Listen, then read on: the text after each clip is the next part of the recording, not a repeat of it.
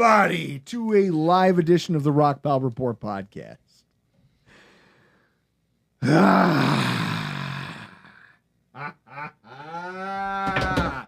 I am your host, Bill, season ticket holder Drew Gear. That's my producer, Chris Kruger. And in studio with me tonight, in an appearance that was scheduled a week and a half, 2 weeks ago, and seems really ironic now in retrospect, Dr. Kyle Trimble from bangedupbills.com. Kyle, how are we doing tonight? Could be better. Could be better. I feel like Jim Brewer in Half Baked. Mm-hmm. I'm not going to do what everyone thinks I'm going to do and flip out, man. I just want to know who's coming with me. Guys. Everyone in Bill's Mafia. We have a show for you tonight. Chris, you want to go ahead and turn on my headphones for me real quick? We have a show for you tonight. We're here. We're talking about, obviously, the news of the day. You know, Bill's news. Well, Chris, what's in the headlines? I hear the Bill's Mafia Babes are having an event at Resurgence this weekend. I hear that, I don't know, I think we just put a player named Claypool on IR. I don't know, is there anything else of note happening right now, Chris? Yes. Somebody's on IR. And we have... we're going to have some of this stuff. It's called Malort. Oh, my God. Out of Chicago. Drew's never had Malort. So I'm going to pour some shot. Drew, you got to read the back of the bottle. I will read the back. Back of the bottle is amazing. I love it. Jonah Mathis. How do people listen to this Brant trash? You're from Langford. You can't talk to me like that. You're hill people. You're no better. Guys, we're here tonight talking about the Buffalo Bills. We're talking about things we're looking for in the preseason game, Bills highlights, and it was funny because this was supposed to be a hang. Kyle, one of the things that I love about Kyle is he's one of the better hangs that we get to just come hang out in studio. I say this about guys like, I say it about Anthony Prohaska from Cover One. I say it about a lot of guys. There's dudes who are just fun to hang out and drink with. Talk a little shop, talk a little football, have a couple drinks, eat some pizza. It's a great night, right? Yeah. And you're one of them. And yet you also happen to specialize in injuries, being a doctor and a PT and understanding kind of what you know and the way that you've chosen to apply that to covering the NFL. Yep. And so you made the mistake of scheduling this day, and now you're here with us on the day that Matt Milano, it was announced, probably will miss most of the season, if not the entire 2024 NFL season, due to a weird, innocuous injury he suffered in training camp. Where else would you rather be than right here, right now? Hey, you want to read the back of that bottle? It's very important. And the back of the bottle speaks to Drew Gear. Now, Kyle, I feel so bad that Chris put one of these in front of you. Malort is terrible, and I'm going to... Okay, so, first of all, it just says, may we suggest on the back. I want to hold that up for everybody. It asks the question, can we suggest our liquor to you? I'm already buying it. Don't say that. That sounds bad. That sounds like a warning. That reads like a warning label more than an actual, like, hey, drink my product. Malort has the aroma and full-bodied flavor of an unusual botanical. Its bitter taste is savored by two-fisted drinkers. Now, you're just saying you like me, and yet you give me this stuff and then a Narragansett I've yet to try. So I'm questioning why I'm sitting here right now. Here's what I would say. Let me tell you that. Taste the Malort. You don't have to shoot it. Also, crack the Narragansett, taste it, and I will take it from you and give you a proper beer. I'm scared. What should I do first? Here's the thing. You know who the first liquor store in Buffalo was to carry Malort? Who? Capooties. Oh, my God. Wine and liquor. Here's to Gentlemen, to Matt Milano. To Matt Milano. Oh, no. Oh, no. Why? That bitterness is going to linger. I want to lick the carpet. Is there a shoe? What's it?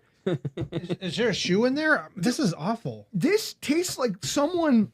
Oh, it tastes like someone muddled dandelions and put it in lighter fluid. What the fuck is that? That's not even like you don't have an acquired taste for it. There's no one who could acquire this taste. Oh, If you drink too much of Where the hell is this from? Chicago. Chicago, Illinois? Hey, The aftertaste gets worse as it sits there. Did they make it using the river water? They might. Here's the thing. That bitterness is going to linger for about 5 minutes or it's sitting on my tongue. Or one beverage. Right. Like you're going to drink that. You each are going to drink that Narragansett and not taste it. That's how I feel. I'm like, this you're isn't still that gonna bad. get Malort. You're going to get the Malort even after you drink that full can. But yeah, I got it at Caputi's. So what you're saying is this stuff is like napalm. It just sticks to things and there's no way to diffuse. See, you can't. There's no beer disgusting enough to tame this thing. Why does this exist? Like I need, like guys, why does Jepson's Malort exist? I need to like scrape my tongue or something. That's like, what I'm saying. I want to lick it's the like around carpet. the edges. Yeah. Oh my God. That is bad. Like I almost want to keep drinking this because it is helping get rid of that, but it's like replacing shit with shit. Imagine that you're going to drink a full shot glass of this. That's terrifying. Ryan in the comments says, "Finish the shots." Come on, I drank mine. I'm all clean. No, we can't. dude, we no. Chris is not a bigger man. I got 3 kids that they wake up at night. I'm not. No, I'm good. God, Yeah, Chris, I hate you. Also, Tank Ninja in the comments. Malort seems fitting for the occasion. Oh, It absolutely, does. it does. This is what I deserve on a day like today. Holy crap. The taste that I had in my tongue with that is the taste that you have with Matt Milano going down with a major injury. So it makes sense, but I'm not drinking the rest of that. I need to drive home. I have kids to take care of at I night. feel like I have this thing like I feel like cornered animals get where you just have panic and you start looking for a solution to your problem regardless of how insane it is. Yeah. There's a part of me that like my immediate reaction when I look to my right over here, the first thing I thought is, can I grab this panel and just wipe my tongue on it? Yeah. It's you need to do something. But like after what that was my to God. that, like Guys, if you guys are, if you want to embody what it is to lose Matt Milano for a full season before the season even starts, go get yourself some Jepson's Malort. Yeah. Malort is, Chris, when you said it, I'm like, he's an idiot. Malort, okay, it can't be that bad. No, it is the it is the physical embodiment of what it's like to lose Matt Milano. Still on your It's still there. It's on the outside edges there, and I've had malt liquor that tastes better than that. Anybody coming to a tailgate this year, I will bring that bottle of Jepson's Malort because I don't think I'll need to buy another one. It is some of the worst stuff on earth, and thank you to Caputi's in Tonawanda, where I was able to it's get only 70 proof. $24.99. It tastes like lighter fluid. Jeez, that's bad. I mean, I could understand the burn. I could get it, right? The way it burns, the way it hits you in the face. I could get it if you were to tell me that it was a proper liquor, running at like 100 proof. It's not. They made it taste like that on purpose. Yeah. I'm telling you, there's lighter fluid in there, and if we're gonna take a trip to Jepson's, Chris. Oh my God, it's fighting me. It's gonna linger there for maybe the rest of the show. You'll still taste it. Malort. Yeah. Anybody in the comments, have they ever had Malort? Their experience with Malort? Give it to us. Now I'm starting to taste this Narragansett. Anybody who wants to know what it's like to lose a Matt Milano for the season, go get yourself some Malort. That's all I can say. I need a new beer. After. Yeah, Kyle, cheers. Yeah. Holy crap. Now I'm tasting that and it's not good. I'll have one more swig and then I need a new beer. There. No, There might be 1 or 2 Montuckies in there. I'm giving Kyle one of them Thank you. because he doesn't deserve any of this. Yeah. Holy crap. Yeah, Ryan Tongan in the comments. Go buy yourself a bottle. Go buy yourself Malort. And pawn it off on your friends. Ooh, in the way that Drew and I do Seagram's bets, we encourage anybody to start Malort bets. We could do that this year. Do you want to do up the ante, shot of Malort, chase it with a Seagram's? Oh my God. You die. Yeah. Like, I'm sorry. That's like I think the hierarchy goes like lethal injection, Malort Seagram's combo, and then being struck by lightning in order of things that are guaranteed to kill you. I'm sure that's how it breaks out. Now, as I recover from the shock of that, we have Dr. Kyle Trimble in studio with us tonight. Obviously, bangedupbills.com. You know it. You love it. It's where you go for all your injury news. But also, He's jumping in. He's no stranger to the podcast game, but he's jumping in a little bit more. He's going to be doing a recurring thing with the Cover One Network. Yeah, that's been off and on there. Sometimes it just comes down to the kids' bedtimes, but I mean, if I can get on there, I do try to get on there. I was on there, life? yeah, and then there might be something else with some another podcast if we can work out the logistics there. Are you doing Joe Marino again? Oh, I always do that. Joe and I go back. He's a very good friend. And it's funny. I heckled him. And I had one of the funniest heckles of all time when I saw him at the blue and red thing. Yeah. And he turned and looked. Like all I caught was a glance. And I don't think he realized, like, oh, that's Drew. Yeah. Oh, he just says these things to people in public. But like the look on his face for a split second was like, who the fuck would say that? Yeah. Then you realize it's Drew Gear and you're like, okay, I get it. But I don't even think he recognized it was me. Yeah. So I just think he's weirded out by someone. Like when people approach guys like that in public, they're usually pretty gregarious. Yeah. So he's not used to getting hit with like little brother energy. Yeah. It's the same thing I do to John Fina. It's one of the things he hates about me. Everyone else loves the guy. Yep. I feel like I'm compelled to treat him the opposite. Maybe. Just because. Well, I have no reason to do that to Joe Marino because he has been a fantastic friend and he's just been a wonderful human being to me. Of course, he is a wonderful human being. Yep. And I'm garbage. And that's how this all works. Last week, Chris, I recorded a podcast without you, and I want to talk about that. Well, we kind of ramp up into this conversation about the Bills. First of all, do I get to unload? Yeah. We read all the comments. Yeah. Or at least I do for Let's go. YouTube. For YouTube. Yeah. Somebody called me a dummy. Somebody called me a dummy for questioning that Keon Coleman's going to catch passes from Mitch Trubisky. I believe he got targeted twice by Trubisky in the end zone. This idea that Keon Coleman only plays with Josh Allen is insane. We don't know what our depth chart is at wide receiver. Some of those guys are going to get play with Trubisky. I'm right. Better than whoever the commenter was who hate watches us. That's Good. how much of a loser he is that he has to hate watch Chris, I us. love that you let these people bother you. I bother everybody. That's what I do. But if we say something, bring something that happened within the comments, it's like, oh no, no, I'm going to make fun of you the entire comment on all of our shit. I will make fun of you every week on this podcast. Now, the occasion, the reason for the season, the occasion tonight, it's a dark one. It's weird that we scheduled this weeks ago and then this happens today. Yep. Matt Milano and his injury prognosis. Let's talk about it. So this is obviously it gets announced today that it's a bicep tear.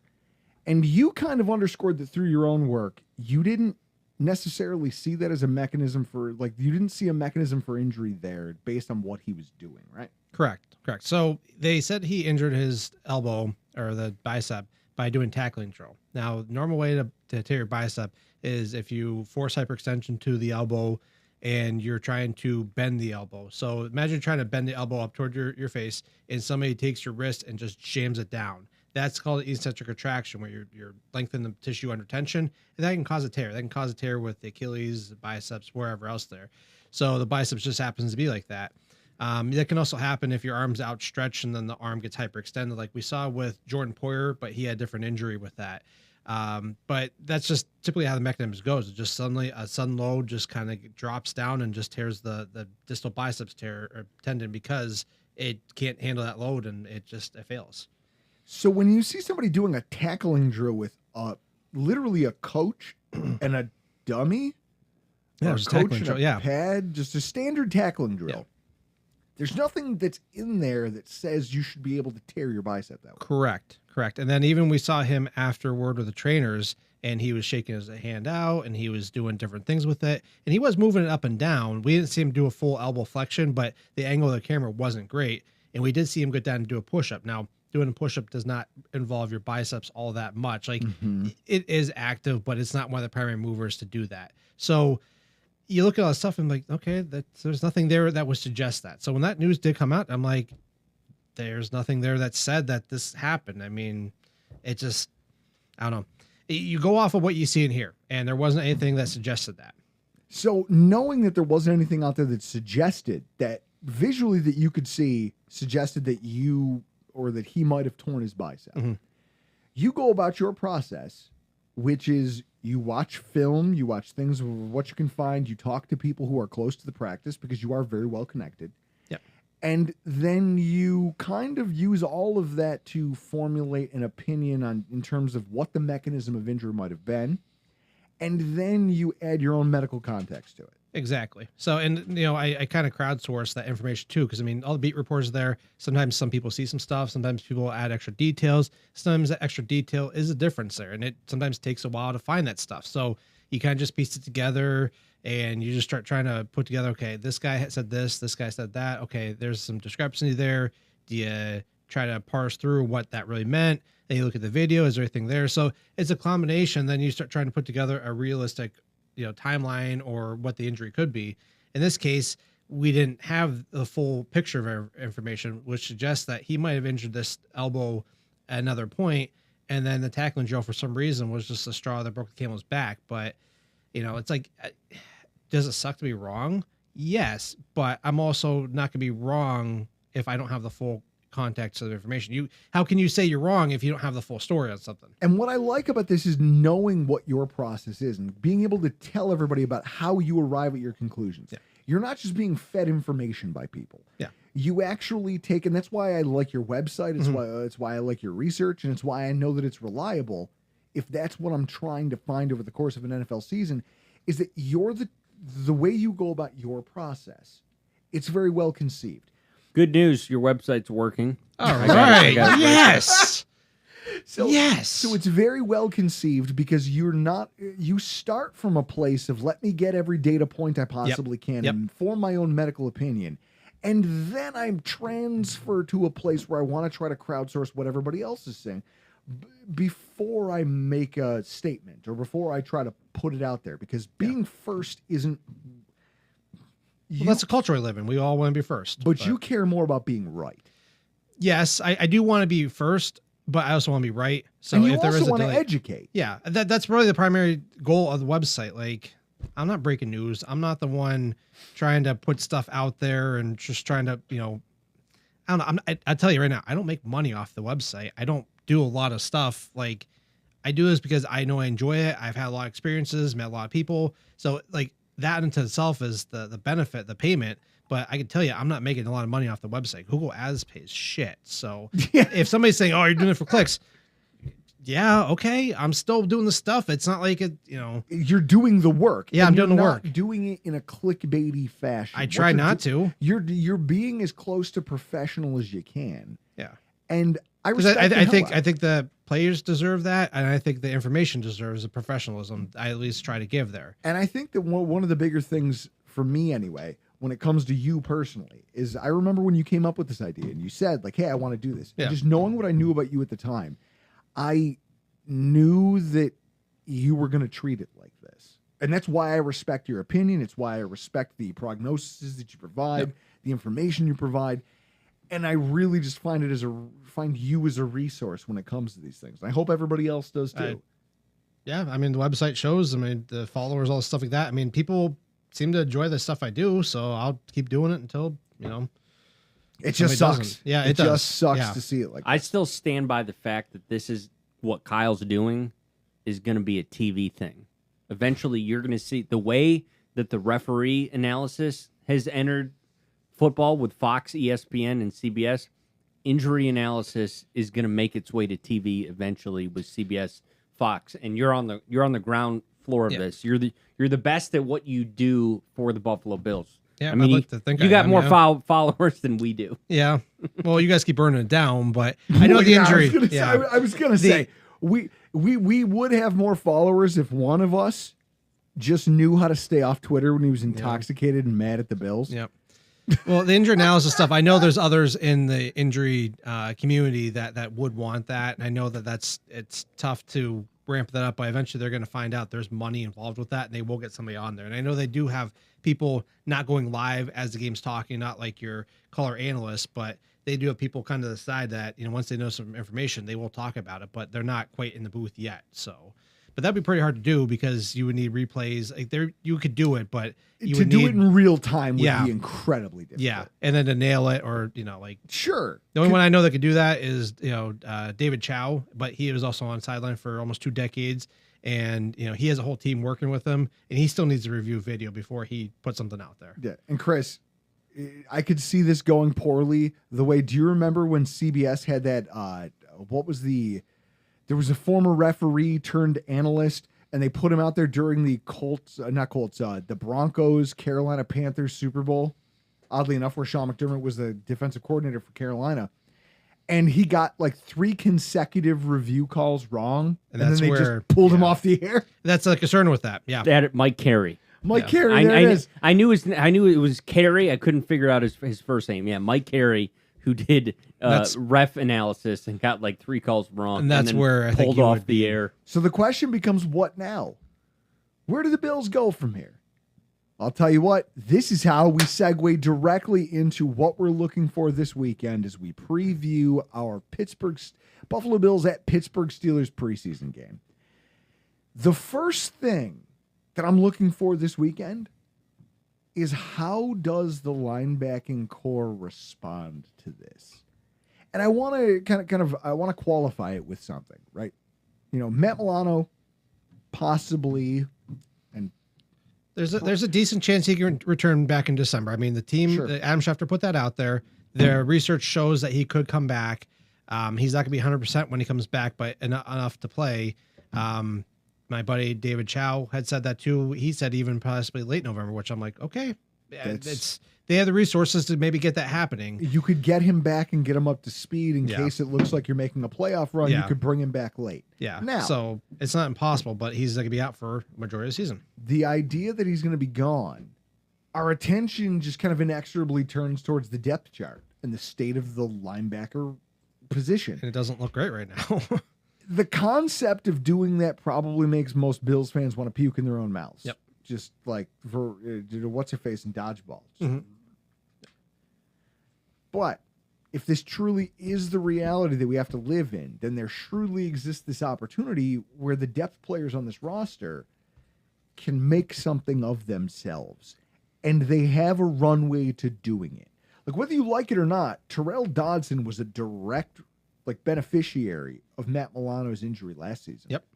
He came in, filled in for him, and whether you think he was good, whether you think he was bad, he parlayed what he did last year into a $3 million a year raise in free agency. You can't argue with that. Mhm. So when I look at guys who Saturday have a real opportunity in front of them, Dorian Williams led all weak side linebackers in snaps last week. He needs to step up. But when you say step up, I think about what he showed us. And I feel like he looked every single bit like his draft scouting report, where they go, well, he's a great line of scrimmage player. Don't ask him to cover people. And I go, why? Oh, shit. They targeted him twice. They gave him 2 targets, and he gave up, 46 yards? And all of them were caught right in front of his face. Yep. And the problem is he still doesn't seem to understand how to take angles to the ball correctly. And that's a problem. If you're going to do, if you think about structurally what the weak side linebacker role is, your job is to play offset, and you can either drop to the back of the back of the front 7 box. You can play down at the line as a rusher, or you can be asked to fill in either in kind of like that middle zone coverage when the safety goes back in like a Tampa 2 kind of setup, or you're responsible for covering a flat. So where the running back is, you might be the first linebacker responsible for figuring out if he's rolling out. The middle linebacker can't leave his post if we're playing a zone. So I have to be able to carry and get to that spot if they do dump it down. And if it's a short pass to the running back in the flat, I have to be there. Mm-hmm. If it's a play that's designed, a screen pass or something, I have to be able to get to that flat in a zone defense. So, with that said, you think about the way Matt Milano does it at such a high level. Chris, we got a question in the comments? Steve Noble, Williams scares me because he over pursues and teams will make him pay. Yep. Kyle, are you familiar with Shaq Leonard's sitch? It hasn't been great. I mean, he was great when he first started, but he's been really bad. He had the ankle injury, and then he had the back stuff. I mean, unless you get him like league minimum, and that's where I'd be comfortable at. But I mean, you bring him in for the potential. But I mean, it just. And this is where this whole my focus. It's why it's number one with a bullet now heading into the Steelers game. Is what happens with our linebackers? What do they show us? Because Williams, for a guy who's so athletic, he's not great at coverage. And he doesn't take great angles, but at the same time, he gets multiple quarterback pressures, a sack, 2 solo tackles. He strikes me as even though he was a coverage player in college, he's playing a lot like A.J. Klein, which is fine. There's a role for that. It's just not weak side linebacker. Yep. And I don't know where to put him. At the same time, you've got Deion Jones. Was a weak side linebacker professionally for years. Yep. He's got a longer NFL career. He was second in snaps last week. Yep. And he didn't showcase anything spectacular, but nobody really did on defense. And also, he wasn't a glaring liability. His status as a veteran and a former Pro Bowler might carry some gravitas. Yeah. And so in that way, if you're trying to shake out the depth chart, Balin Spector's injured. Yep.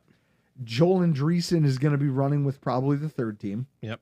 But also might flirt with second team, depending on how they rotate at the top. Yeah, look at the depth chart. He might have a chance of making this roster. And that's where this all of a sudden gets sketchy, because you're saying, I'm not holding my breath that Balin Spector or Joel Andreessen can make any sort of an NFL impact. Yeah, outside of special teams for Andreessen and Spector, but Spector can't stay healthy. And then you got Nicholas Moreau, who's dealing with the core muscle injury that the team has said, and that they might be waiting to get that repaired or something like that. So, and this was a question I had for you. Isn't Spector and Morrow, they both have injuries? Yeah, Spector has a right calf injury. And so this is where the new IR rules, both for Milano, who we were just talking about, and also a guy like Nick Morrow, might actually become important. Yep. How did can you first of all expand on that for our listeners? How did the IR rule change for this season?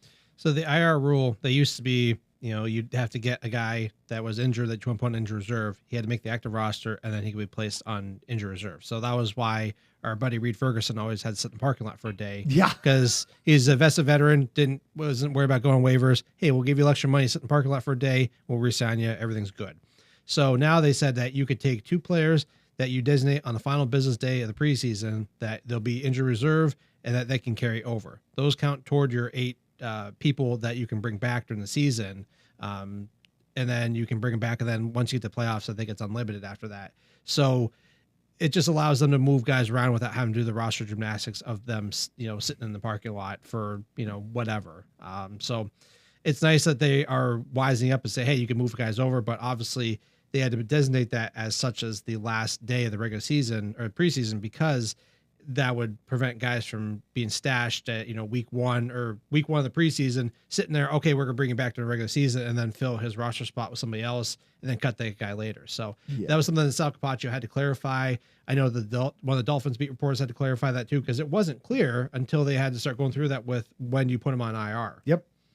So with that in mind, there's mechanisms to get guys like Matt Milano and Nick Morrow through cuts without having to really expose them to cuts. You could IR them and then but it depends on how your last 2 preseason games go, because we know, as we just talked about in the AFC's Roundup show we recorded, the preseason's a war of attrition. That's what this is. Yeah. So with that in mind, you look at this linebacker group, and I think that they could and should be put under a giant magnifying glass this weekend, because weak side linebacker mechanically requires so much. You need to have athleticism, but also you have to have game intelligence. You have to not only be able to get to a spot, but understand what you're seeing develop in front of you and kind of intrinsically know where to be. That's Matt Milano's superpower. It's not that he's a freak athlete. There's a reason he was drafted in the 5th round. It's because he didn't athletically test well. Or at least not in the upper echelon like so many of the guys taken in front of him at safety / linebacker did. And he was considered, he was a safety in college, but he was considered like a small linebacker prospect. Yep. His instincts are why he's special. So with that in mind, you look at the players on the roster, and I don't see special. You just have to hope you can make up for it in the aggregate with different talents and putting different guys in certain positions. Deion Jones might be older, but at one point he proved he could do the job at an NFL level. Yep. Even if it hasn't gone well in his last couple of years as a starter. That shoulder injury really held him back the past few years. I think that it really comes down to how those top two guys perform as to whether or not, because really that's going to dictate whether or not Bean has to pick up the phone. Yep. Because you saw him go into this offseason with making a concerted effort to get linebackers to the point where it became a joke. Like, oh, great, we're signing another linebacker. Why are we doing this? Imagine if he hadn't, though, when we're in this position. And everyone's then you're the Jets. Everyone's going, give us a wide receiver. And Brandon Bean comes to the podium and goes, hey, guys, I just signed Deion Jones for league minimum. It's cool. And everyone's like, no, wide receiver. And he's like, nah, fuck wide receiver. I've got linebackers for you. This is what I'm going to bring you every week. Now you look back at it and you go, shit, it still wasn't enough. Morrow's hurt. Spector's hurt. Milano's hurt. Yep. Ulafocio's come back from a rib injury. Yeah. Ulafocio's on the mend. It's like, guys, we got no food. We got no jobs. Our pets' heads are falling off. This is what's happening at linebacker for the Buffalo Bills. I will say that if Saturday's game does not go well for this position group, I could absolutely see Bean picking up the phone and making a call. Chris, if you want to throw it up on the screen for everybody, there are options. There are guys out there. There is the potential for bodies to be had. Now, Kyle, I hear that sound you're making as you look at the list. There's not a lot. There's not a lot of great guys on there. Tyus Bowser, I think he's had some issues with injuries. Yeah. Cunningham, I know he had a pretty bad one. I can't remember what it is, but I remember it was something significant. We talked about Leonard. Quan Alexander's had 2 Achilles tears. But Quan Alexander... Wasn't he already here? No. No. Quan Alexander was never a Buffalo Bill. If I was to look at this list and say... Maybe Anthony Barr? Anthony Barr's not a weak side player at all. Okay. You know who can play that position? Who's that? Quan Alexander. And here's why I like him. Out of all the names, if we were going to have to pick one, here's why I like Quan Alexander. Even at 30 years old, 8-year veteran with experience in multiple systems. So he played with the Saints as a 4-3. Yep. He played in Pittsburgh. That's a 3-4. He was still a starter for them. He understands, he has an ability to adapt to a scheme and make himself useful. As a guy that you're signing at this point in the offseason, that has value. Yeah. Yep. His yards after the catch allowed versus target numbers are really solid the last 2 or 3 seasons. Down the stretch, though, in Pittsburgh last year, he did have a game against, of all the teams, Tennessee. Speaking of which, did you guys see that mayonnaise commercial that Will Levis made? No. Loved it. Like all the mayonnaise advertising? Loved it. Not. I've never seen an athlete steer so, it would be like us steering into Malort as the new sponsor of the Rockpile Report. Will Levis has decided that he's steering into mayo. He puts it in coffee. No. He puts it in his coffee. And so Big Mayo got a hold of that information, and now all of a sudden he's doing ruffly shirt commercials for them. It's terrible. I don't know. Once again, we talked about it before. Everybody has a price. Everybody has a price. We are all sellouts across a long enough timeline. Tennessee abused him with 8 targets for 77 yards in a single game. And I know that by that point in the season, when you're talking about you get into the later weeks, it's clear they saw something on tape that said, hey, that guy's a liability, and we think we can steal on him. Mm-hmm. With that said, I still think more so than the other options available, if we did have to go to the street, Quan Alexander's my guy. I'm just going to call my shot now. I think that if you have to go sign a guy off the street, this is why you have $7 million in cap space, and you're like, you know what? I'm not going chasing a trade for a Matt Judon. Yeah. Yep. Who's going to eat up 6.5 of the 8 that I have left? No, we have to restructure somebody to get that money. And it's like, look, no. I'm going to leave this so I can go get a Quan Alexander for $1.5 to $2 million for the season and say, look, man, I'm sorry you're here. You're sorry you're here, but guess what? We're fucking here. Yep. Let's play some football. Yeah. Anybody in the wants to chime in the comments? Who's your target at linebacker to cover Milano's injury for most of the year? Let us know. And then that brings me to a thing about fandom. Like, before I move on to my second point, I want to bring up something because I've seen a lot of hand wringing, I've seen a lot of crying and a lot of whining from people on Twitter today, and I want to. Your fandom's gonna call for Malort. You have no idea. Get me fired up. Dude, that's the problem. I'm self-destructive. Dude, That's why I'm a Bills fan. Dude, I still have Malort on the end of my taste buds right now. It's off mine now, but The self-destructive nature of Bills fans is why we're all still here. It's how we survived. It's because we're all masochists on some level. So this Malort sitting over here, like, yeah, it was friggin' terrible. It doesn't scare me. I'm not scared of that thing. I'll hit that bottle again. I'm sure I will before the show's over. What I'll say is There's this. some in, was that Kyle's at your shot glass? I'll finish your shot. God, here's what I'll say. I do not, like, you see all the screaming and the hand wringing and the whinging and the people going, oh my God, we've had it so bad. I can't believe all this bad stuff's happening to us. And I go, guys, how long have you been here? Not long enough. I mean, you think back to that meme, I think it's James Franco, and he's on the end of a rope and he's about to get hung. And he's looking at the guy next to him. He goes, your first time? Yep. I texted you the Bane meme. Yep. I was like, this is who we are. That is. We were born in this. This place of panic and fear and, oh my God, one of the critical things that we needed just got stripped away from us. What are we going to do?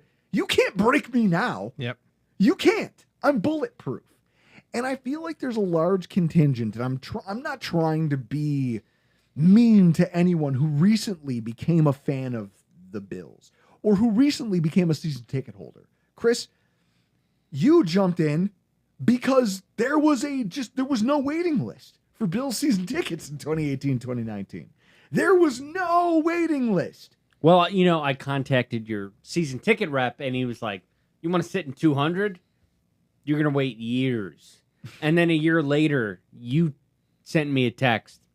Hey, we got a seat open next to us. And it's been opened for years, which is why that ticket rep no longer works for the Bills. Yes. But I guess non-story, it's going to get worse when we need season tickets at the new stadium. Yes. Because we won't have a reliable contact. Yes. What I'll say is this.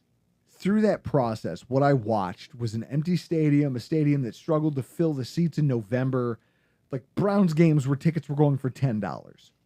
And now all of a sudden, the stadium's full of people.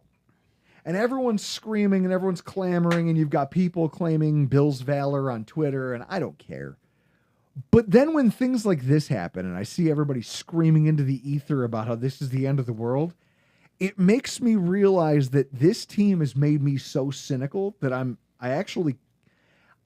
my hope for them can't be submarined by something like this because I've done this for too long. I've done too much of I love the Buffalo Bills and I think they're going to be good because of reasons X, Y, Z. Mm-hmm. And then X and Y just crater in Hindenburg and explode all over the place. And I'm still there in the middle of a snowstorm in December going, we got a shot. Yep. I'm going to be here. You can't break me now. Now I'm bulletproof. So when you tell me, hey, Matt Milano's he missed all of last season, what, since week 5? Yep. And now he's going to miss all this season. And you go, okay, so what? What? You figure it out. What? Prior to his injury, what was our strongest defensive position group? You could make an argument it was linebacker because everybody was, including me, excited to see Milano and Bernard together. Sure. Because we didn't have that. It's like the equivalent of we didn't get it because he's going to miss so many games with Bernard. And same thing last year, Bernard, no Milano. It's like we didn't get it. It's like Gary Sharon with Van Halen. We only got one album. We could have gotten so much more, but we just got one Van Halen Gary Sharon album. I love a podcast where you can have Malort and Gary Sharon in the same, somehow they get crossed up in the... What I'll say is this, Kyle, and tell me if I'm off base. This team has the quarterback. a quarterback better than anything I saw during the drought, better than anything I saw, and they have a better coach than anything I saw during the drought. Even if I don't think he's the coach, he's a better coach than anything we had before. So even those of you who want to pile on all the negative things about this football team, they are in a much better place than they were back when this team used to shovel things like the Matt Milano injury down our throat.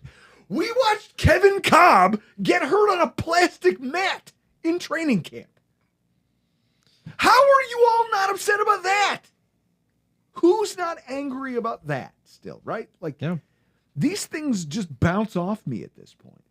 And I realize that I have the At least he was doing real football activities to get hurt. And so when I see people who are very upset about the Milano injury and feel like our entire season, they're immediately going to the doom and gloom place. I look at it and just say to myself, they haven't been around long enough, but they'll learn. Yeah. They'll learn. And meanwhile, I'll still be there. Yeah. I'll still be out there.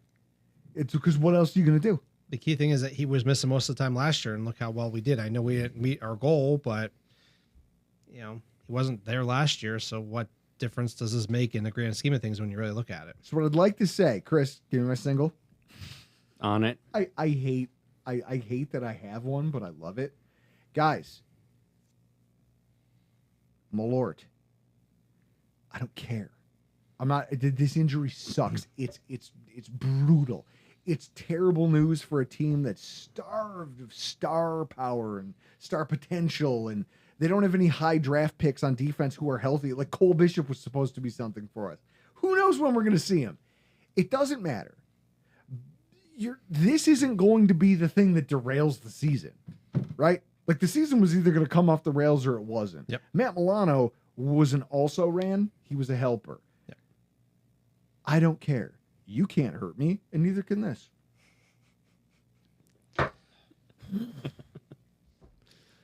Moving on to the second point. Point number 2 that I'm looking for this weekend's game. I want to see some more cohesion on the interior offensive line. Dude, the podcast that I recorded by myself on Tuesday, every single offensive player on that line had slow eyes and slow feet, and it cost this offense dearly. Holy crap, that lingers. It's like I feel like I ate a candle. Like, what is that? Dude, anybody that has ever had I'm Malort, swishing with Wild Turkey 151. 101. Anybody in the comments that has had Malort, that lingers in your taste buds for at least 10 minutes. I'm going to have to get another bottle for the show just for the season, because I'm taking that to our tailgates. And anybody that wants to come out to Dock Slot during the season, come to our tailgate. You get a shot of Malort On the house. Everybody knows now. Obviously, it's actually funny that we're talking about the Steelers because you grew up in Steelers country. I did. And it was miserable. My brother's a Steelers fan, and most of my friends are. And Oh no! yeah. That's fun, right? But it has to be nice knowing we're better than them, Oh yeah. and we've been. But beating it them. sucked during the drought when I was watching the Steelers win Super Bowls, and I was like, God damn it! it was awful. I remember sitting in my buddy Mike's basement watching the Steelers gonna beat the Seahawks, and I'm like, this isn't really gonna happen. My friend is not gonna experience happiness like this. I don't want this. I don't want this for him, but I don't know how to tell him. Yeah.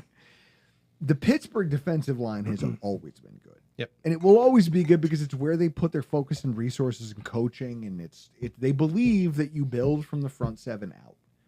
So in that way, the Pittsburgh defensive line is going to be a rough customer this weekend. And we can't afford a repeat of what we did last week, or else it's going to be hard to judge the growth of the offense. That's what the preseason's for. Judging growth. The problem is if you have one facet of your game that you can't execute, we can't run the ball because our offensive linemen just don't know where the hell to be. It makes it really hard to know what you have in such a, what are you giving every starter, like 20 snaps this week? Hopefully. 20, they need more 25? after, just everything. They just need to get more cohesiveness. And the interior offensive line is what I'm worried about because our tackles are known commodities and they showed pretty well last week. Yep. Although Dawkins was a little slow on that pulling play that ultimately just was a miscommunication on the inside. But they weren't the problem, right? But between the relative newness of each guy to their spots, between Edwards, between McGovern, between Torrance having a new guy on his left, maybe just his overall youth for Torrance. If you were to go back and rewatch the tape of that game, like I would give it the Jeff Goldblum Jurassic Park, like that is a big pile of crap. Yeah, it's a dramatic. Think you'd rather give me a shot of that shit again. Chris, I see you gesticulating in the air. What do you have for it? Steve Noble, your guy. Steve Noble. I had Malort once. It's like drinking citronella that you burn to keep mosquitoes away. That's what I was thinking of when I was like, it tastes like a candle. I couldn't figure out what scent. That's it. It's citronella. Guys, Malort. Here's a commercial for it. Same color. Hang on, let me do this. Scene. Malort. It's citronella in a bottle. I wonder if I drink it, will it keep the mosquitoes off me? I assume they wouldn't want any of my blood. They would taste that through it and die. Yep. So this is it. Hey, do you need to know that your best friend, Super Mexicans in the chat? Yes. Thanks to the Rockpile Report tailgates, I don't remember any of the games I've been to, and my wife won't tell me why she's upset at me. There you go. I had a boy. Here's what I love. McGovern got graded as the worst run blocker of the starting five.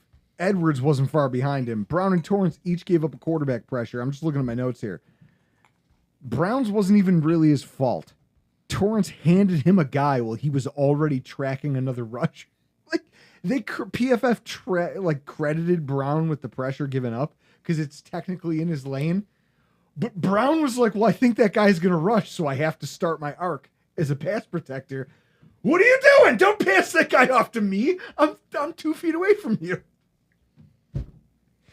That has to get cleaned up. That communication has got to be better. Mm-hmm.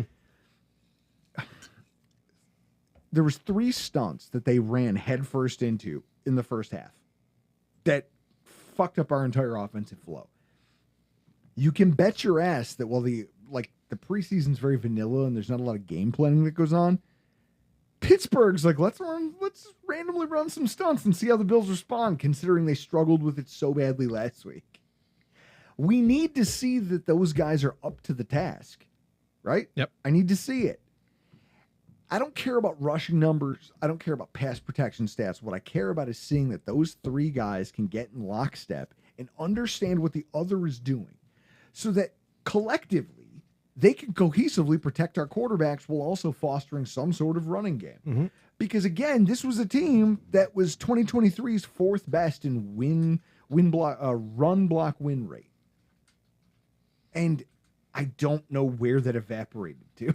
I don't know how that equates to what we saw last week. And I will say as an ancillary here, guys, I'm not going to say Cedric Van Pran Granger every single week. So it's a mouthful. It's not only a mouthful, but also if you drink, you can't say that. It's like Peter Piper picked a peck of pickled peppers, and then you got to say it 5 times. I'm not going to say it. So we need a nickname. That's like that John Reap bit. Remember, you know who John Reap is? No. You're going to say no, and then I'm going to go, remember the Dodge commercials? Because you drive a Dodge? Yes. Hey, that thing got a Hemi? Yes. That is John Reap. Okay. He has a bit in his stand-up act that the reason you're named that it's Budweiser or Bud is because it's the easiest to say when you're fucking blackout drunk. So imagine you being blackout drunk trying to order a Heineken or Bud. Simple. We need it. That's why we need a nickname for Van. So you can't even say it. Yeah. Try saying Cedric Van Pran Granger sober. You can't do it. So I want you guys to help us come up with a nickname for him. We used to call Daryl Johnson the pterodactyl. Sophia says Rick Granger.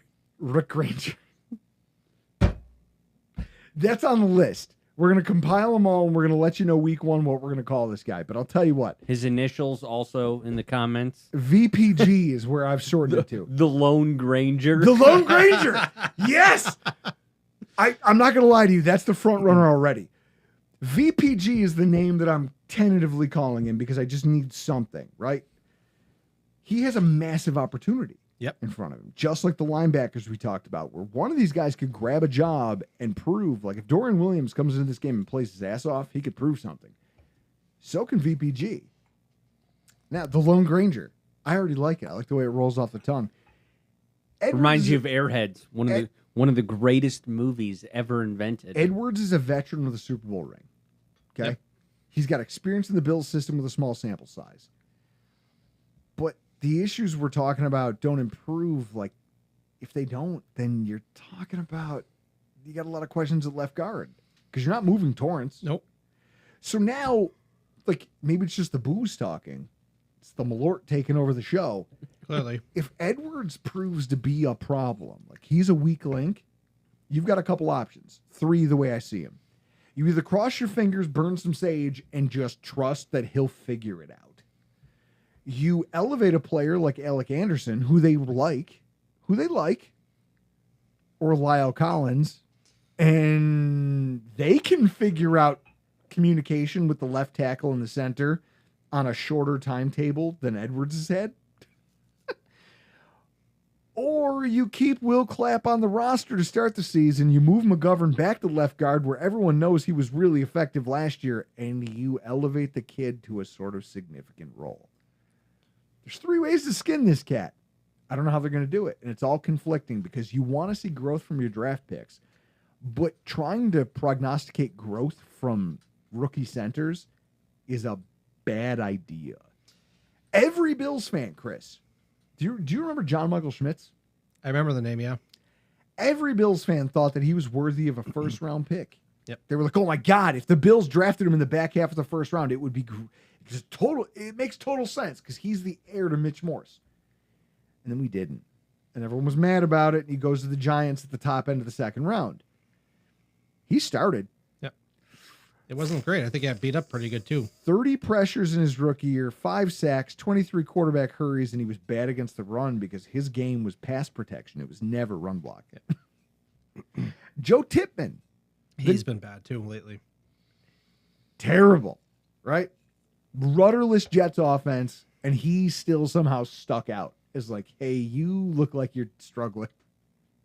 There wasn't a single game where he graded positively as both a pass blocker and a run blocker simultaneously. That's not good. No. So NFL center's hard. When you think about what you have to do, you're communicating with 3 different people. Left guard, right guard, and quarterback all simultaneously, while also watching the guy in front of you, typically one of the biggest guys on the opposing defense. And also you have to snap the ball. Eric Wood made it look easy. Eric Wood is one of the, I think that he'll go down as one of those Bills players that we look back and go, we underrated him. Oh, yeah. He was so good at what he did. Yep. He was so steady, too, even with the early, career injuries. And I feel like, Chris, the fact that he looked like the kid from Bad Santa just made it funnier. Is it the same draft as Aaron Maben? Yes. There you go. That's where he got into that's why he had that fight with Aaron Maben in training camp where he's yelling at him, go give back some of that money you ain't earned. Because he'd already established himself as one of the stalwarts of the team. Yep. So VPG could be a good one. Yeah. Kyle, like what do you think? Look at the depth chart and everything like that. I don't trust Lyle Collins right now. I've heard the reports he's not looking great out there, looking a step slow. The Lone Granger might be the option to move up there. Will Clapp has a lot of proven, he could be the next option. Is it Clapp or Van Peren Granger? But is it Clapp week 1, you shift McGovern to left guard, and then you take VPG and you just plug him in there? The Lone Granger? You might have to, yeah. Kevin Jarvis he's has some experience, but he's not proven. Keaton Bills isn't anything. Keaton Bills? Yeah. I don't want to talk to Gunnar Britton's a UDFA. Alex Anderson could be an option, but I think you want him to be your versatile guy like we had our, Ryan Bates. So you don't want to expose him out there. So yeah, it's Will Clapp or Van Peren Granger. I like the fact that Dick Garage is still on the roster. Yeah. That's a hilarious name. It is. It's a hilarious name. And I like that he corrects people when they mispronounce his last name. Well, I think I would intentionally let people mispronounce that. Well, we saw that how many times with other people. Was it Hauschka had this name either pronounced wrong or spelled wrong for years, and he just never said anything. And Tyrod Taylor, and yeah. So Tyrod, it doesn't matter. I know. What I shouldn't say that about the drop breaker. I shouldn't say that. I take it back. So what I will say is VPG could be a good one. Yeah. I want to see what goes on with this interior. You don't start to make games for because, Georgia and win national championships without being good. Yeah. Like you just. And so I'm going to be watching once he inevitably gets his number called, because if this thing looks rough at the top and then they put the seconds in and this guy stands out like he did last week, I'm going to want to see him with the ones. Yeah. I'm going to want to see, just to see what it is. Let's flirt with it. I trust Connor McGovern until he proves me wrong, though. I mean, he has done center work before, and he knows he wants to be there, but do it until you can't. Sure. Now, third thing, can Keon Coleman learn anything from his first taste of NFL action when it comes to man cover? And can he figure out how to compensate and make a bigger impact when he's not covered like that? Now, I don't know if they're giving him a lot of option routes because he's a rookie, right? So it's not on him to dictate. He just gets told, run this route. Yep. So I'm not putting this on him. But in Tuesday's show, I kind of talked about the fact that in the red zone, his 2 targets were kind of his welcome to the NFL moment. Because Jalen Johnson's a good cornerback, but he got in his ass for 2 straight reps and gave him nothing, to the point where he tripped and fell on one. They just got tangled up. Yeah. But on the first one, that guy ran his route for him, and he had to break up an interception. And he was yelling about how he pulled me at the top of the route. You're going to get that. Yep. This is the NFL. He's not getting those calls as a rookie. You're a rookie. You're never going to get that call. So you need to learn how to play through that. And I think that I hope some of that stuck with him, because the early reports out of today's joint practice with Pittsburgh were not great for him. They did a QB, like wide receiver cornerback 1v1 drill, where it's Josh Allen throwing to Coleman against a cornerback from the other team. 1v1 in the end zone. He gets roped up by Joey Porter Jr., who is a very good man press corner, which is Keon Coleman's weakness. Let's call it what it is. Yep. Then he goes down to get locked down by rookie nickel cornerback Beanie Bishop Jr. Who? Yeah, Beanie Bishop Jr., who's 5'9", 182 pounds. I'm bigger than that. I mean, all of us are, but we all are, because we drink. Yeah. We drink and we eat pizza and wings and we podcast. Yes. His only catch in the series came against Zion Gilbert. Who? A third string nickel corner who's only 6 foot, like 170, who has 3 games under his belt in the NFL since 2022. Okay. It's not great. No. Right? Like I'm the guy going to the elevator. Not great, Bob. Utilization and how our offensive coordinator designs plays is going to matter when it comes to Keon Coleman. Yep. And I've seen all these. Chris, I threw some shade just in our Tuesday show that I did by myself. You still haven't listened to it. It's a fucking masterpiece, considering. No, you could have came over here and we could have done it together. Considering I'm like an ape just banging away at a typewriter trying to recreate Shakespeare like we do over here. I'll say this. You think about what it is to have a wide receiver with a ton of physical talent, but he can't win one-on-one like that with that size. That's a problem. It's something he's going to have to acclimate to. He's going to have to learn how to play with strength. He's going to have to learn how to use his size and leverage to lean on smaller defensive backs, but he's not there yet. And I talked about this idea that all of the heavy lifting is going to have to come from the offensive coordinator. I'm sorry. Like, the more we're seeing it, he's not ready to win on his own merits yet.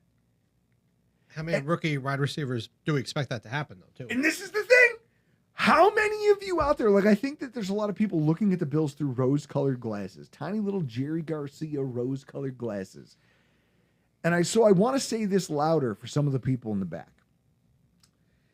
If your team's offensive hopes and dreams are reliant on a rookie stepping forward and carrying the load for you guys, you are already Molly Hatchet style flirting with disaster.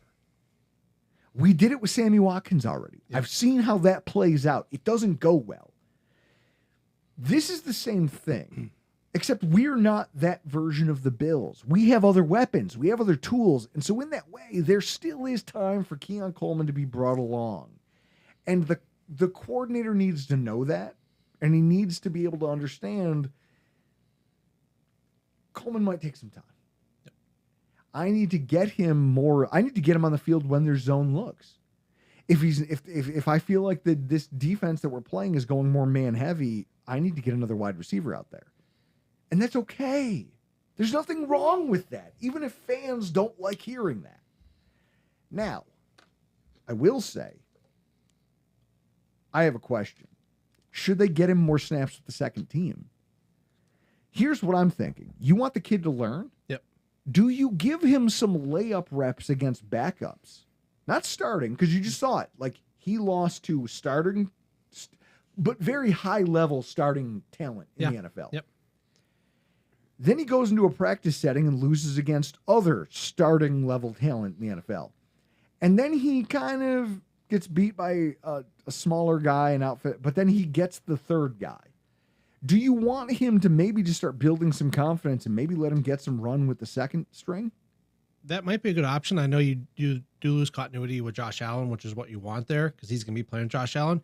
But getting that confidence, even if you're just beating up on guys, I'll tell you, and when I wrestled high school, I'd get my ass kicked by kids when I was starting lineup. And there'd be matches I'd win.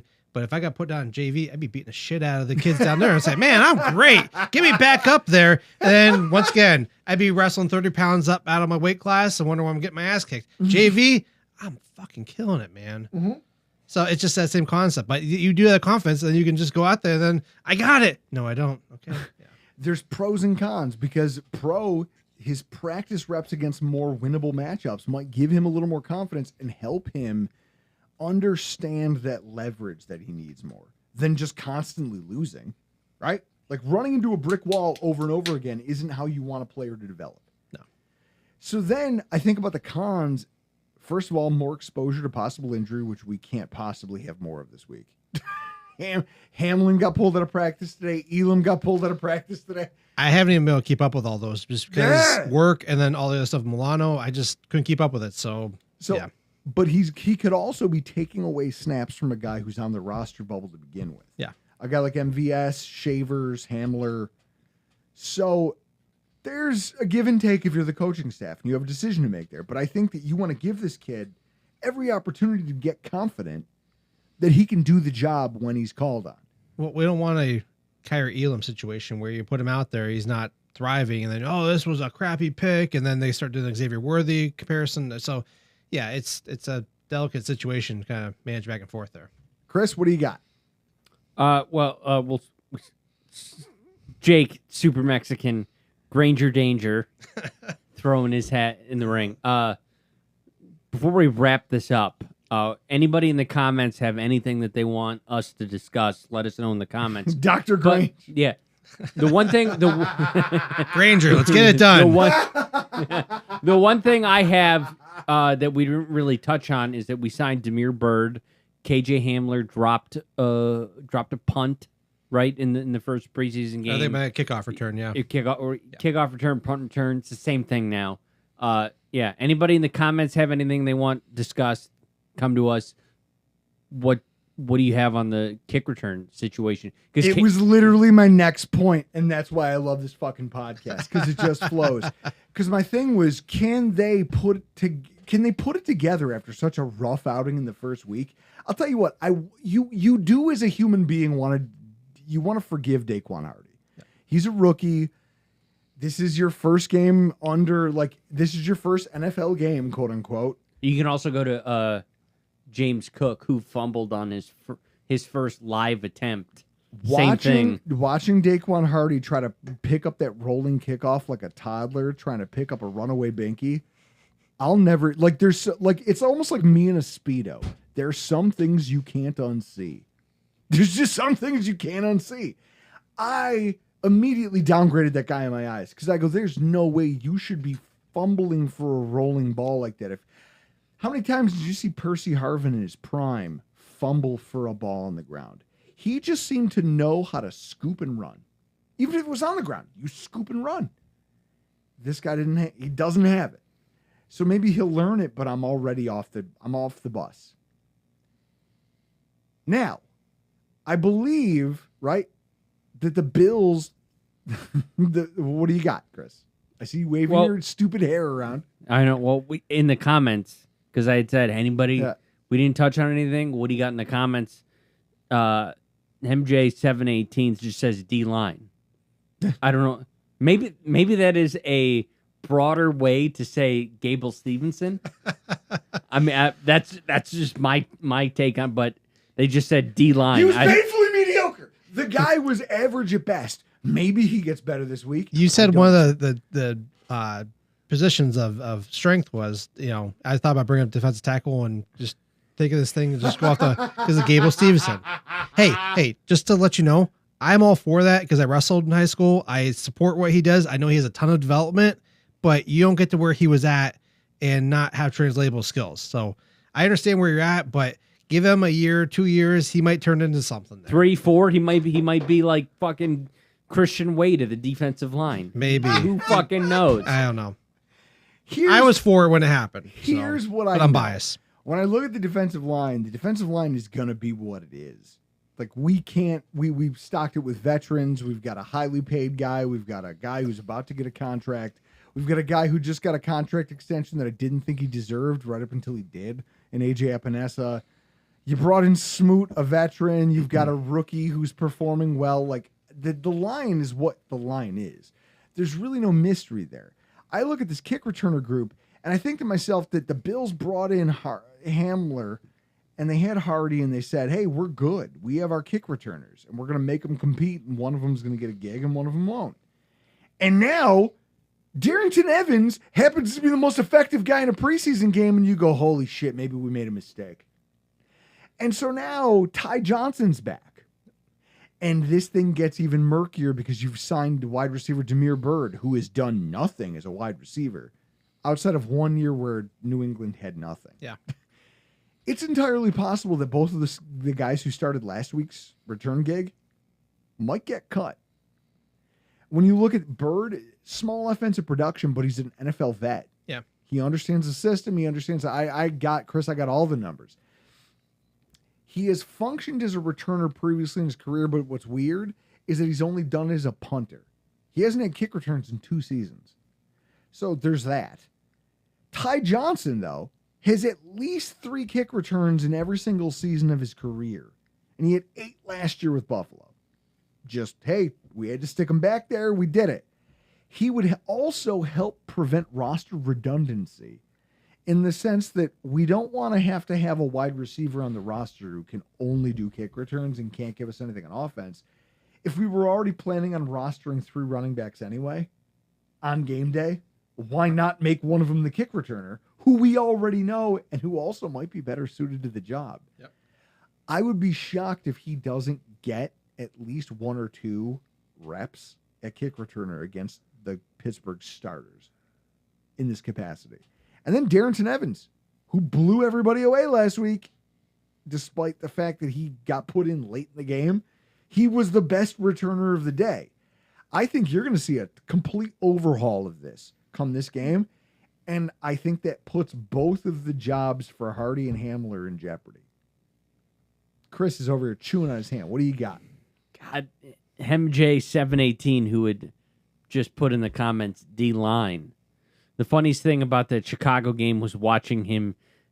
I'm going to assume Gable Stevenson, maybe he's talking about, getting moved out of the way in the run game like a dad pushing a toddler away from something, some dangerous object.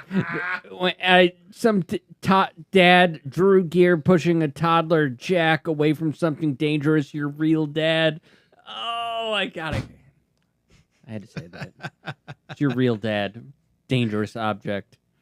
It's hilarious. Also, you know what's funny? That guy had the balls to message me on Facebook out of nowhere after all these years. Wow. and try having a conversation with me. And then he goes, I'm more of a reader than I am a talker. If you could just send me a couple pages about your life so I could catch up on like what you've been up to, what your He life's went crib been like. notes on your life for the past 40 years. He wanted me to. The guy literally hasn't been involved in my life at all, and he wants fucking notes. You're giving me homework, and you've never been here to help me do mine? I'll kill you. Jeez. I mean, I have family members that I haven't talked to in years, and for good reason, but that's The dude literally was like, hey, so I learned better through reading. Can you write me a story kind of about like a couple pages on what your life's been like? And that way I can kind of familiarize myself with you before I meet you. No. I was like, if I meet you, I'll hurt you. Yeah. A boy named Sue style. A boy named Stu, you're going to get hurt, old man. Do you not understand that? Also, that's the craziest thing anyone's ever said. Chris, again, you weren't here to help me with my homework, but you're going to give it to me? No. I'll put you in a box. I wish I knew you when you were fat. Your cooking buddy Steve Noble wants your opinion on Corey Davis working out with the Bills. So, Kyle, Corey Davis working out with the Bills. Is this a Chase Claypool replacement? Is he a Chase Claypool replacement? Considering Claypool is no longer on the roster, he could be. It's just what he has left in the tank because He also has some stuff. Yeah, he definitely does there. I did some notes on him, and I cannot find him right now. Here, I'll vamp while you find him. Corey Davis to me is interesting because the last time he was in the NFL, he was semi-useful. Now, with the Jets. Yeah, exactly. With the Jets, that alone should be considered a Herculean effort. Oh, here it is. So the idea is you're bringing in a guy who was highly drafted specifically just for athletic traits because he came out of Central Michigan and he wasn't going up against upper echelon talent. Everyone knew that his ramp up to the NFL was going to be long. The Titans take him. He doesn't click, and then he finally does. And it's mediocre, but it's you're a physical specimen and you're a possession wide receiver at the least in the NFL. And so, yeah, look at this. Never had a 1,000-yard season. Yeah. Not ever in his career. But 984 in 2020. So when you're talking about a guy like him, I see that and I go, you could still be what Chase Claypool was supposed to be. Yeah, It's the same concept as MVS Chase Claypool. Chase Claypool played with Ben Roethlisberger. MVS, you played with Rodgers and Mahomes.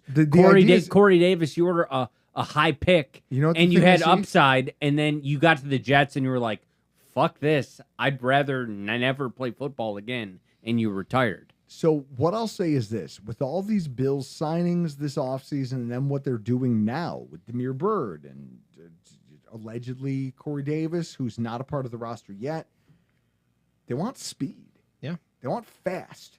They want guys who can still move fast. They're not looking for slow possession receivers. They're looking for dudes who have a legitimate, like, hey, I can stretch the field a little bit.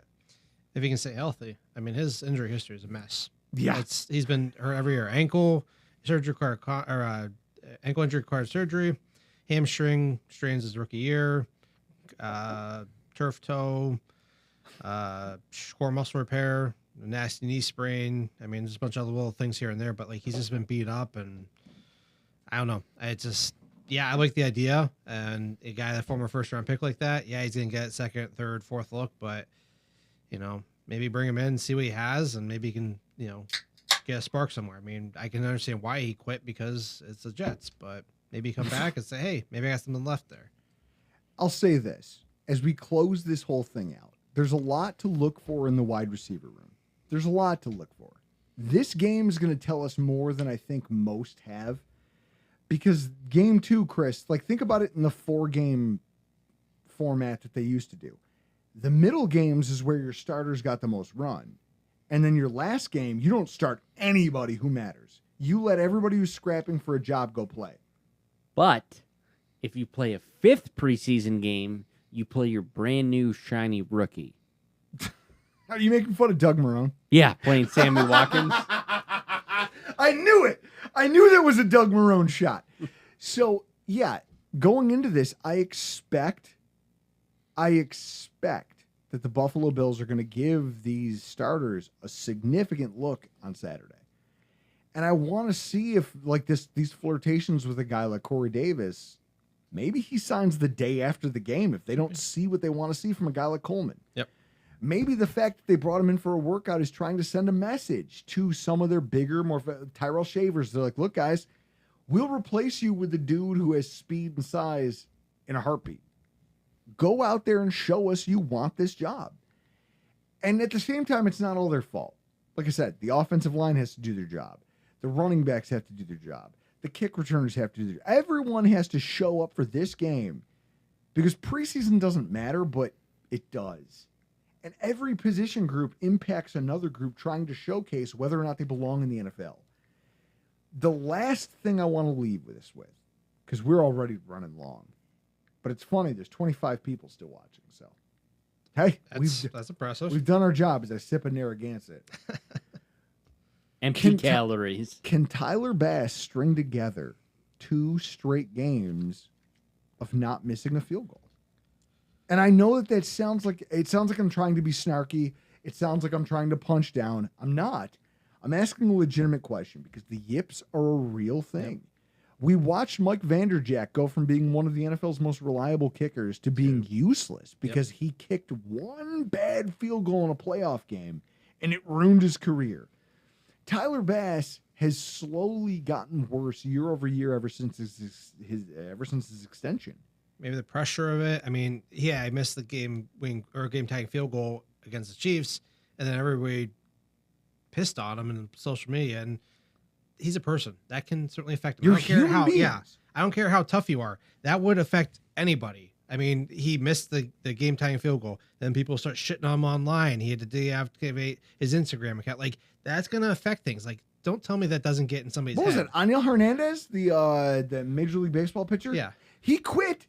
And Jeff Passan, we talked about it during the offseason. He retired mostly because he was tired of the umpire. Yeah. He was tired of getting heckled online. Yeah. He goes, look, every time I open my phone, it's more things about what a piece of garbage I am. Yeah. But he deserved every piece of those criticisms. Angel Hernandez is a piece of shit. What I'll say is easy getting your own head, and it's hard to get back on. And if you play a position like kicker, it's hard to do that when there's that kind of pressure on you. And also you have that looming specter of potential failure. Yep. You have to walk around with my ego, which is like, listen, look at me. I'm nothing. I'm the best. I'm the man. Everything I touch is rules. Kyle's shaking his head because he doesn't understand what it is to be a narcissist. Isn't that kind of how Von Miller was last year? He sucked, but I'm the best. I mean, really, seriously, that's what he did. What I'll say is this. I think that the Buffalo Bills, going into this game, their starters are going to play a bunch. There is a lot to prove. There's a lot to be spoken for in terms of roster position. And right now, there's some complete upheaval available. There are off-the-street free agents who could take some jobs right now on this roster. And it's all going to come down to what we see on Saturday and then what we see next week. That's a scary prospect. Yeah. But I lived through the drought. I'm Bane. I was born in this shit. At least we have 17. Yeah. At least we have that. We have a Khalil Shakir. We have a Dalton Kincaid. We have as much as I hate to say this, we have a Dawson Knox. We have things that we've never had before. So everyone goes, oh, the team is at its lowest point. You haven't been around long enough to say that then. Because I've seen it be much worse. Yep. I remember what it was to live on a wing and a prayer. We're no longer there. This is still a decent football. Chris has something pained on his face. He wants to say it. I'm gonna Yeah, just like we've never had Malort before until now. That's true. We could absolutely be looking at an entire rocks glass. Bring it back to me. We could be looking at an entire rocks glass full of Malort this season as Buffalo Bills fans. The reality is there's nothing you can do about that. You're along for the ride. And for those of you who are new to this, strap in, baby, because it doesn't get better than this. I love it. You love it. Those of you watching, you love it because you're still here. I'm Drew Gear. That's Chris Krueger. That's Kyle Trimble from bangedupbills.com. And this is